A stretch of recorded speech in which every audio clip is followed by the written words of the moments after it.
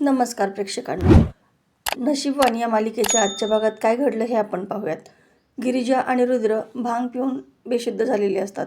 सगळेजण त्यांना शुद्धीवर आणण्याचा प्रयत्न करतात, मात्र ते काही दोघे शुद्धीवर येत नाही. आता वासंतीला दुसरीच काळजी असते, कारण प्रभास एकटा पडलेला असतो आणि त्यामुळे ती विचार करते की उर्वशी आणि हे त्यांना एकटं गाठून त्यांचा घात करतील. त्यांच्या जीवाला धोका आहे. काही करून रुद्रला लवकरात लवकर शुद्ध यायला हवी. तितक्यात प्रभास तिथे येतो आणि त्यांना सांगतो की लिंबाचा रस त्यांच्या तोंडामध्ये पिळा, म्हणजे ते लगेच शुद्धीवरती येतील. तेव्हा वासंती त्यांनी सांगितल्याप्रमाणे करते. त्या अगोदर ती श्रीमंत आणि विशाखाला तिथून जायला सांगते. प्रभास वासंतीला म्हणतो की अक्का, आता मला इथून कुठेतरी लपावं लागेल, कारण ते राहू केतू मला काही सोडणार नाहीत आणि जोपर्यंत रुद्र शुद्धीवर येत नाही तोपर्यंत मी यांच्या हाती लागायला नको. त्यामुळे मी कुठेतरी जाऊन लपतो. आता इकडे उर्वशी आणि सावी बोलत असतात. त्याच वेळेस नागेश्वर त्यांचं बोलणं ऐकतो आणि कोणी भांग पाजली चिरंजीवांना, असं तो विचारतो. तेव्हा उर्वशी सावीकडे पाहते आणि नागेश्वरच्या सगळी गोष्ट लक्षात येते. आता नागेश्वर तिच्यावरती इतका प्रचंड चिडतो. बिंडूक आहेस का तू? अक्कल नाही आहे का तुला? साध्या सुपारीचं व्यसनसुद्धा नाही आहे चिरंजीवांना आणि तू चक्क त्यांना भांग पाजलीस. आता भांग चढली असेल ना त्यांना. आणि मग सावी सॉरी म्हणून तिथून निघून जाते. मात्र नागेश्वर उर्वशीवरती चिडतो. दीदी, ती एक बिंडोक आहे, पण तुमची अक्कल कुठे गेली? अहो, चिरंजीव आणि ती गिरिजा दोघेही बेशुद्ध आहेत, भांगेच्या नशेमध्ये आहेत.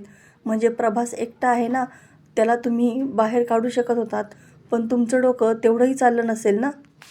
एवढा एकच चान्स आहे त्या प्रभासला गाठण्याचा, चला पटकणी. आता ते दोघेही त्याच्या खोलीमध्ये जातात, मात्र प्रभास तिथून निसटलेला असतो.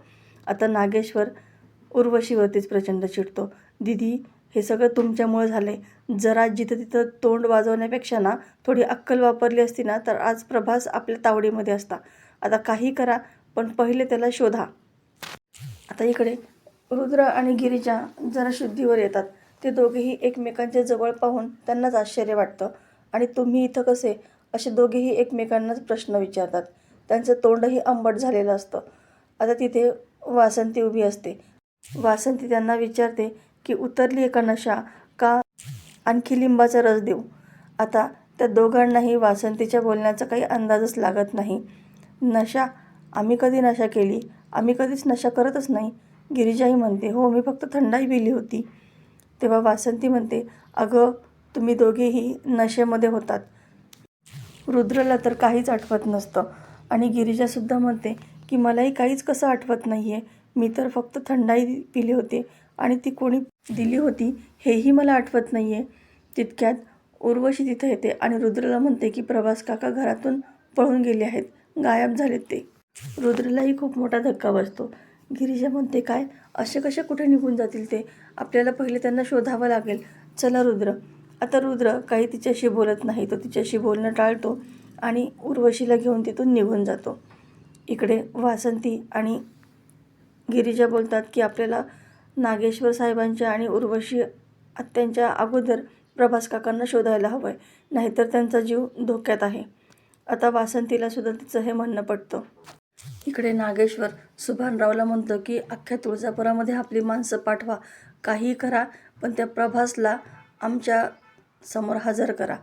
एकही ठिकाण सोडू नका. त्या प्रभासचं काय करायचं ना ते आम्ही बघतोच. आता हे सगळं रुद्र ऐकतो आणि म्हणतो की आबासाहेब, तुम्ही प्रभास काकांना शोधताय का? तेव्हा नागेश्वर तर चांगलाच गडबडतो आणि म्हणतो, हा ना रे, बघ, ते काशी कुठं निघून गेले आणि आमच्या जीवाला मात्र चांगलाच घोर लावला आहे.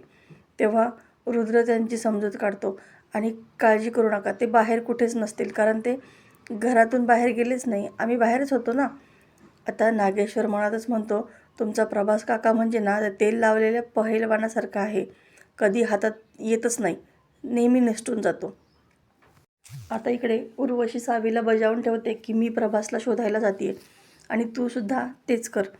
आणि ते जमत नसेल ना तर एक काम कर, जर गिरिजा इथे आली तर तिला माझ्या पाठीमागे पाठवू नकोस. आता सावी तिने सांगितल्याप्रमाणे सगळं ऐकायचं ठरवते. मात्र तितक्यात गिरिजा तिथे येते आणि म्हणते, चला आत्ते सासूबाई, आपण प्रभास काकांना शोधलं पाहिजे ना. तेव्हा उर्वशी म्हणते, तुझा काय संबंध आणि तू कशाला पुढं करतेस गं. आणि ती नको तशी तिला बोलते आणि तिथून निघून जाते. गिरिजाला काही तिच्या वागण्याचा अंदाजच लागत नसतो. आता गिरिजा तिच्या पाठीमागे जाणार, पण सावी तिला अडवते आणि म्हणते, काय गं, एवढा सगळा गावासमोर मावशीचा अपमान करून आता काही नाटक करतेस का तिच्या पुढं करण्याचा. पण या सगळ्याचा काहीच उपयोग होणार नाही आहे. गिरिजा म्हणते की मला कुणालाही काही दाखवायचं नाही आहे, कारण मला प्रभास काकांची काळजी वाटते, म्हणून मी त्यांना शोधायला जाते. आणि तुलाही काळजी असेल ना, तर तू सुद्धा त्यांना शोधायला चल. आता गिरिजा तिथून जाण्याचा प्रयत्न करते, पण सावी वारंवार तिला अडवते. शेवटी रागावून गिरिजा तिचा हात झटकवून देते आणि तिला स्पष्ट शब्दात सांगते, तुला जर इतकीच खुमखुमी आहे ना, तर प्रभास काकांना सापडू दे, त्यानंतर तुझा सगळी खुमखुमी मी बाहेर काढते. आत्ता मला जाऊ देत. आणि ती जोरातच तिचा हात झटकते आणि तिथून निघून जाते. आता इकडे उर्वशी अडगळीच्या खोलीमध्ये येते, जिथे प्रभास लपलेला असतो आणि ती बरोबर प्रभासला पकडते. त्याची गचंडी धरूनच ती त्याला बाहेर काढते आणि काय रे प्रभास, इथं येऊन लपलायस का तू. असंही तू अडगळच आहेस, म्हणून बरोबर अडगळीच्या खोलीमध्ये येऊन लपलास. आता सापडलाच आहेस तर मला सांग बरं, ती वारसदार पोरगी कुठे आहे. ती खूप वेळा प्रभासला विचारते, मात्र प्रभास काही सांगत नाही. प्रभास म्हणतो, तुला मला मारून टाकायचे तर खड्डं खान, इथं पुरून टाक, जाळून टाक, पण काहीही झालं तरी त्या पोरीचा पत्ता मी काही तुला सांगणार नाही. उर्वशी रागातच म्हणते, लाज कशी वाटत नाही रे तुला. या घरचं मीठ खाल्लंयस ना तू, मग मिठाला तरी जाण ना. तेव्हा प्रभास म्हणतो, हां, मिठालाच तर जाणतोय. या घराची खरी वारसदार तिचंच मीठ खाल्लंय मी आणि तिच्याच मिठाला मी जाणतोय. आता हा काहीच सांगत नाही म्हटल्यानंतर उर्वशी तर प्रचंड त्याच्यावरती चिडलेली असते. अरे, आयुष्यभर तू मला कुठलं सुख नाही देऊ शकलास, मला मुलाचं सुख पण नाही देऊ शकलास, आणि आता थोडं समाधान मिळणार आहे मला तुझ्या बोलण्याने, तर तू आता तोंड बंद करून बसला आहे.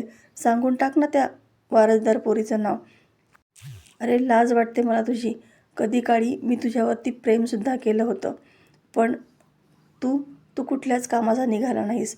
तू मला पुत्रसुखही देऊ शकला नाहीस आणि कुठल्या हाऊसमौससुद्धा करू शकला नाहीस.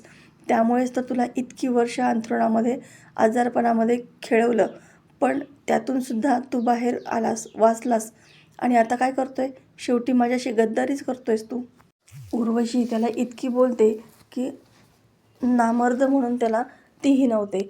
आता मात्र प्रभासचा राग अनावर होतो आणि तो एक सणसणीत तिच्या कानामागे ओढतो. जोरातच उर्वशी असं तो तिच्यावरती ओरडतो. आता नेमकी हे सगळं गिरिजाने पाहिलेलं असतं. आता उर्वशीला तो अपमान सहन होत नाही आणि ती चक्क प्रभासची गचंडी पकडते.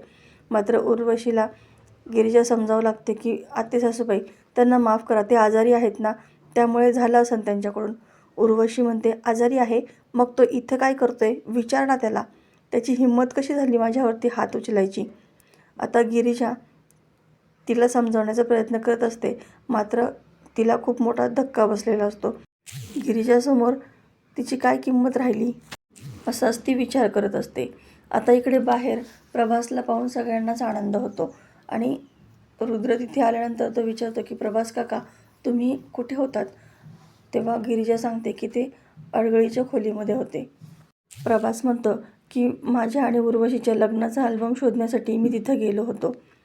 रुद्र म्हणतो, काका, तुम्हाला पाहिजे होता तर मी आणून दिला असता ना. चला बरं, तुम्ही आराम करा. आता गिरिजा रुद्रशी बोलण्याचा प्रयत्न करत असते, पण रुद्र तिचं काहीच बोलणं ऐकून घेत नाही. तिच्याशी असं वागण्याचं कारण तो सर्वांना म्हणतो की काका, तुम्हाला माहीत नाही आहे यांनी काय केलं आहे. तुम्हाला जर कळलं ना तर तुम्हालासुद्धा राग येईल. यांनी आत्याच्या थोबाडीत मारली आहे, तीसुद्धा सगळ्यांसमोर. आता गिरिजाला धक्काच बसतो, कारण गिरिजाला काही आठवतच नसतं. ती म्हणते, मी असं करणं शक्यच नाही, मी का असं काही करेल, माझ्यावरती विश्वास ठेवा, माझं थोडं ऐकून तरी घ्या. तेव्हा रुद्र तिचं काहीही ऐकून घेत नाही आणि प्रभास काकांना म्हणतो की चला आपण खोलीमध्ये जाऊयात, तुम्ही थोडासा आराम करा. आता प्रभासच्या चांगली लक्षात आलेलं असतं की हे सगळं उर्वशीचं काम आहे, या दोघांमध्ये मुद्दाम भांडण लावते. आता प्रभास रुद्राला समजावण्याचा प्रयत्न करतो, पण रुद्र त्याचंही काही ऐकून घेत नाही. मी एकदा सांगितलं ना, मला यांच्याशी काहीच बोलायचं नाही आहे, मग आता तुम्ही मध्ये पडू नका. चला काका. आता तो गिरिजाचं काहीही न ऐकता त्यांना तिथून घेऊन निघून जातो. रुद्रचा अबोला मात्र तिला काही सहन होत नसतो. इकडे उर्वशी खूप प्रचंड रागात असते आणि नागेश्वरला येऊन म्हणते की दादासाहेब, त्या प्रभासने थोबाडीत मारली आहे माझ्या. त्या गिरिजाने सगळ्या गावासमोर माझी लायकी काढली. तिने अगोदर माझ्या थोबाडीत मारली आणि आता प्रभासने देखील माझ्या थोबाडीत मारली, ते सुद्धा गिरिजाच्या समोर. नागेश्वरला तर खूप मोठा धक्का बसतो. काय, त्याची एवढी हिंमत झाली?